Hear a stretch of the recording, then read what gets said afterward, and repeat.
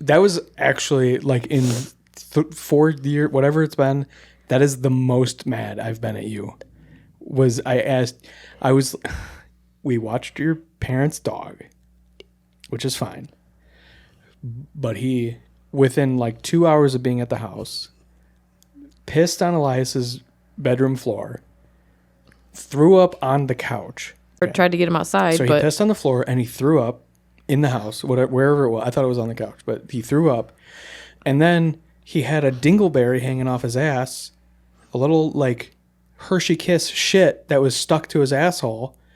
And you're like, you picked him up, and I was like, do not put him on the bed. And you're like, why? I'm like, he doesn't belong in our bed. Like, how many bodily fluids do we want around the house? Like, he's going to freaking bleed, shit, puke, piss, and cum all over our house. This dog's gross right now.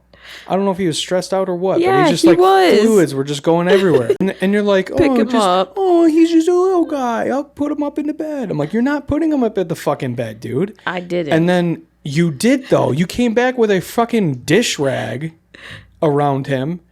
And I was like, what are you doing? And you're like, I'm putting him up here. I'm like, in a dish rag. And then he, like, the second you sat him down, he was no longer in the dish rag. I'm like, what was the... Paige, I asked you specifically not to do this. And you're like, what? I was like, fucking no. Don't put dogs who have dingleberries in my fucking bed. I thought you were just being dramatic. Even if I was being dramatic, which I wasn't, but I was saying, hey, I really don't want this dog in our bed. And you're like, well, I'm going to do it anyway because there's no good reason. I don't agree with that either. Having kids is... I mean, not that anyone walked around saying it was easy, but it's incredibly complicated because I don't have this issue at all with Jamie.